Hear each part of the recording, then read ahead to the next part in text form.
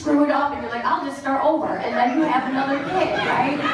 But then you're tired. And so second kid doesn't get the stuff the first kid gets, right? Like food, you know? And so you can't be expected to feed them every day. You know, it's like so much pressure. So busy. And you don't give them parties, because you know they were talking about birthday parties, like we were talking about earlier. You remember when you have one kid and they have the first birthday party, right? It's the quinceañera, you got the piñatas, you got the Pegasus flying, you got a Ferris wheel, you're like, it's for the baby, it's for the baby. The baby loves the DJ, you know, it's like awesome. Right? Okay, and then the second kid, they don't even get a party or a scrapbook. They're like, you don't have a scrapbook, you have mommy's Instagram account. Look at how I tagged you in all these pictures. Look at your birthday. I took one picture and I photoshopped it on the Eiffel Tower. I'm like, look at your party. Michael Jackson came down from heaven for your party. Look, he's right there. I'm telling you, I love my kids. I'm trying to be cool though. Like, you know, it's hard and I'm LA. I remember in New Year's Eve, totally. Do you guys have a good New Year's Eve? Everybody have a good New Year's Eve? Was anybody up at midnight? Anybody? Just one? So I was coming home, I had a show, I was driving home. Now I remember in my 20s, the cops would pull me over in my red cool car just to see if I was okay, you know. And I always loved that. And so there was no this checkpoint, right? If drinking, driving, you might have to get out of your car, you might have to take a test. So they pull me over and they're just like, keep going, keep going. I'm like, wait a minute, Skippy, you don't even want to know if I'm drunk. Like, you don't even want to ask me.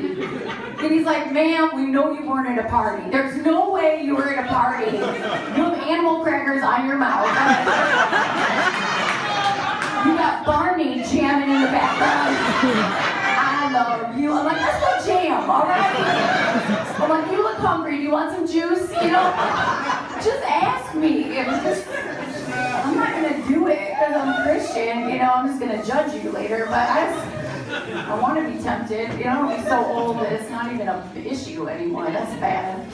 Speaking of issues, I have a mother. She's the reason I do stand up. Because without her, I have no act. And she's a Southerner. Do I have any Southerners here tonight? What do you have, witness protection? I live south of La Brea. No. Orange County, no. Like, she's from Alabama, okay, my mother, and she's a Christian church lady. She's more Christian than all of you, okay? And, yes, and they call her church the Frozen Chosen, because they worship on the inside, okay? Or you would call them Presbyterians, but, so, are you laughing because you are a Presbyterian, or because you know Presbyterians, right? So my mother's choir, they sing so high that only small animals can hear them. And you ever seen that woman who thinks she should be on worship team and nobody wants her? And she's always like, who is that amazing voice? That's me. I should sing louder than everybody else around me, right? And she's always like, how great thou art. And you can hear the voice of God in the church going, not so great, Barbara, not so great. Why don't you go to rehearsal instead of watching Dancing with the Stars, okay? And I don't want to offend the Dancing with the Stars people. I understand what a cult that is. I get it. My mother told me recently that 47 million people vote every season for the champion of Dancing with the Stars. Can you even understand that? 47 million people. That is more than any government election, any Senate election I've ever heard of. So here's my idea, people. 2016, we take the top 2 presidential candidates and we make them dance it off, okay? Yes, because I want to see Hillary and Donald Trump do a samba together. You know what I'm saying?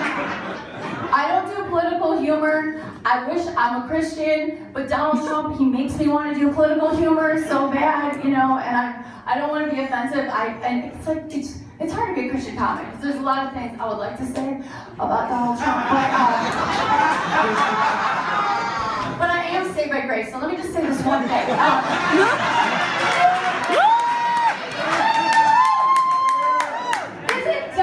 He's kind of like your crazy uncle. He comes over on Thanksgiving, he comes over on Christmas, he's really drunk, he's in a bad sweater and like a toupee, and he's kind of belligerent, and you're like, Uncle Donald, we love you, why don't you run the country? You know, and it's just kind of like, I don't think that's a good idea what we should be doing. But you guys, I'm so much fun. I get to go and I travel all around to churches, and I'll leave you with this one last story. I was in another country, I was in Texas, and they have big churches over there. They're like Six Flags over Jesus. And the thing is, I was doing worship, and you know how when you're worshiping and you're in the front row, you can't adjust anything. You gotta have it going on. And this is just my last story as a family. Let's just share this. Don't post it on Facebook. Have you ever been in worship and you're worshiping the Lord and your undergarments have got to a place that is hindering your worship? And you only have one song to work it out. Do you know what I'm talking about? And you better hope you're at a charismatic church. You better just pray that the next song is, there's no God like Jehovah, there's no God like Jehovah, there's no God like Jehovah. Because if you can't do that with Amazing Grace, you know what I mean? That's totally awkward. You guys are so much fun. Thank you so much.